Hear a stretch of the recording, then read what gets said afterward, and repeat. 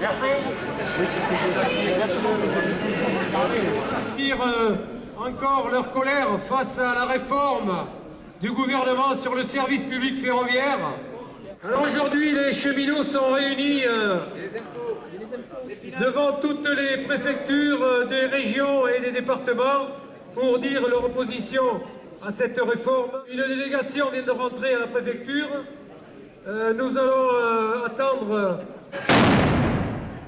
les conclusions. Il y a une chose, bien entendu, nous on est là au nom de la CGT, mais on est là aussi en tant qu'usager du train, et donc défendre le service public ferroviaire.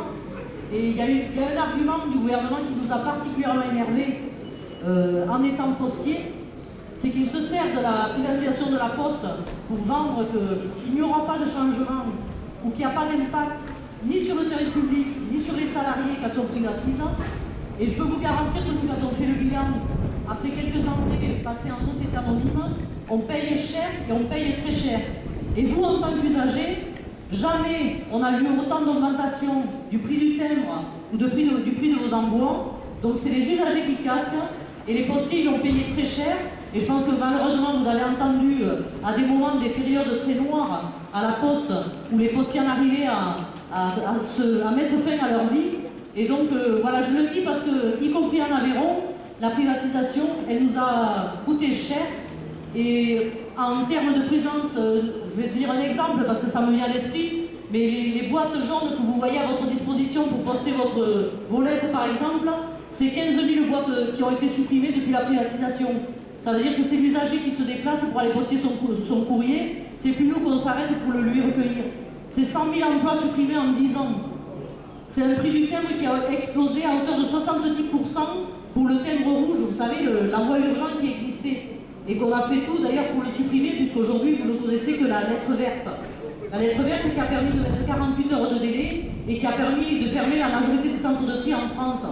Donc il est grand temps que, et je vous le dis, je pense que la CGT FAP Aveyron, elle fera un communiqué de presse et une conférence de presse là-dessus, parce que quand on dit à nos camarades cheminots, ou quand on dit aux usagers du train qu'il n'y aura pas de répercussions parce qu'on devient une société anonyme, parce qu'on restera capitaux publics et qu'il n'y a aucune inquiétude, nous sommes encore 100% capitaux publics avec l'État qui est notre actionnaire majoritaire avec la Caisse de dépôt et consignation.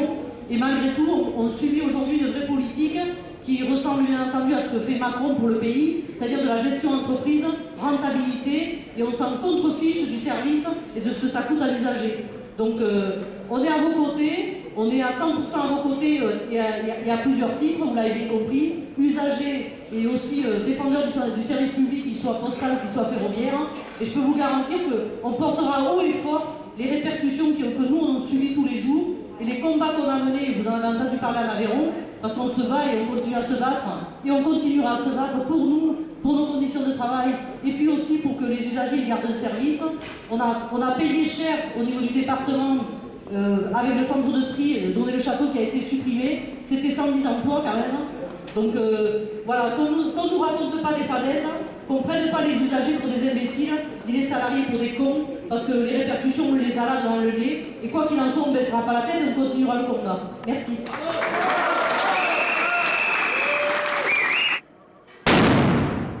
Nous étions en grève aussi. Nous sommes en grève parce qu'il y a une suppression d'emplois.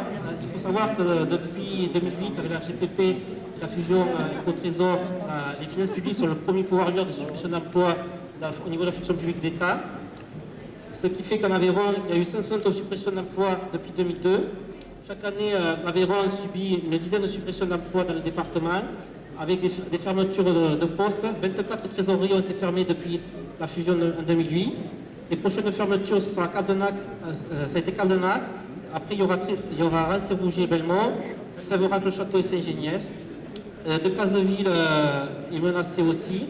Donc, vous voyez, à terme, en fait, pour les finances publiques, en gros, dans quelques années, il ne restera plus que Rodez dans l'Aveyron. Donc, nous, on se bat pour le service public de proximité, contre le prélèvement à la source qui va être une usine à gaz, qui va pas rendre service aux usagers et qui va apporter des difficultés pour les personnels et pour les usagers. Et aussi, en fait, on est solidaire avec vous parce qu'on sait très bien que si vous perdez le statut, le prochain statut avec lequel il va s'attaquer, c'est celui de la fonction publique. Merci d'avoir attendu déjà.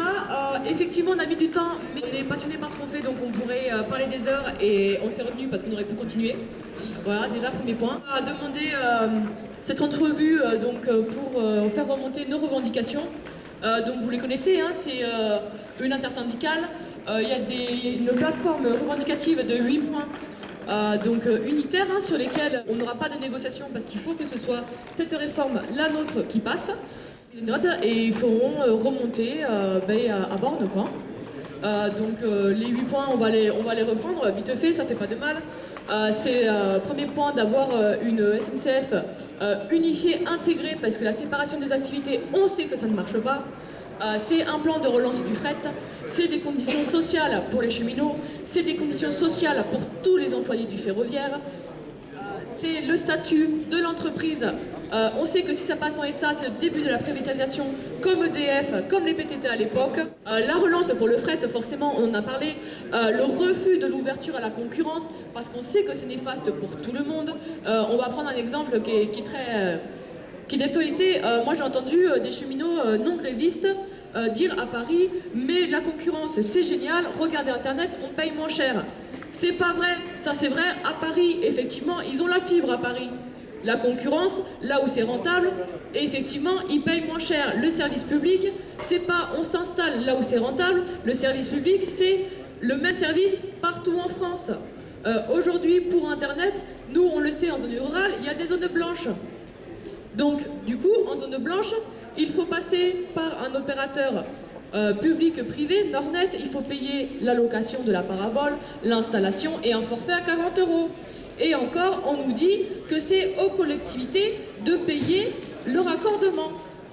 Donc, de l'argent public, de l'argent des impôts, pour que ça profite à qui? Parce qu'une fois que la collectivité aura investi dans cette installation-là, le prix de l'abonnement, il ira à qui? Il ira aux sociétés privées qui n'ont pas investi un centime, mais par contre qui récolteront le fruit de ces investissements publics. Le ferroviaire, ce sera pareil. En Allemagne, l'ouverture à la concurrence, ça a fait augmenter le nombre global de trains. Oui, on est bien d'accord. Ça, c'est ce qu'ils disent à la télé. Et effectivement, c'est vrai. Ce qu'ils disent pas derrière, c'est que le volume global, il a augmenté en urbain et périurbain. Il y a des milliers de kilomètres de voies qui ne sont plus desservies. Parce que les opérateurs privés, ils s'installent pas là où c'est rentable, uniquement là où c'est très rentable. Donc, en urbain, en périurbain. Et ils délaissent complètement les petites lignes, les zones rurales. Et ça, c'est la fin du service public.